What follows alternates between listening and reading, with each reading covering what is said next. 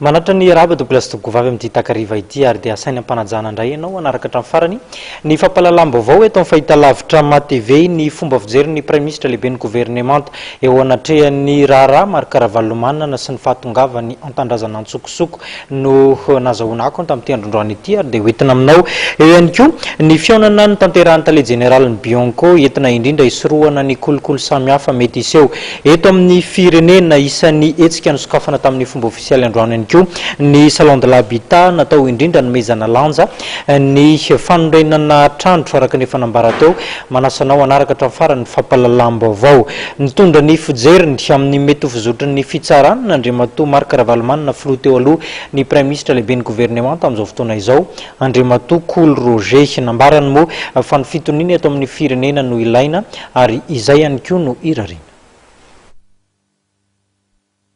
Nolavy ny mpitsara tao Antsiranana ny fitsarana ny filoham-pirenena teo aloha Marc Ravalomanana raha ny vaovao iray dia tsy anisan'ny olona nohenohon'ny fitsarana ny tenany raha nanontaniana mikasika io raharaha io ny prime ministre lehibe ny gouvernemanta Cool Roger dia nilaza fa tsy miantsy mifanaraka amin'ny lalàna ny fizotry ny fitsarana azy ary zavatra hitondrana filaminana ihany koa ny tanterahany.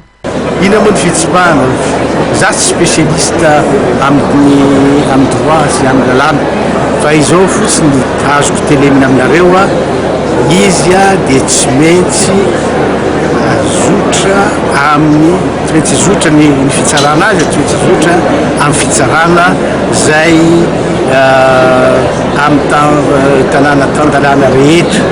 Madagasikara amin'izao fotoana izao dia tanàna tan-dalàna ary ny aspect particulier zany indray dia miankina amin'ny Andriamatoa filohan'ny Republika fa tsy maintsy atao aloha amin'ny alalany fitsarana zay mihatra amin'ny tanàna tan-dalàna zay no azoko tenenina aminareo fa tsy hoe niamonina gedra Ravalomanana ane ny tandronay tsy zay mihitsy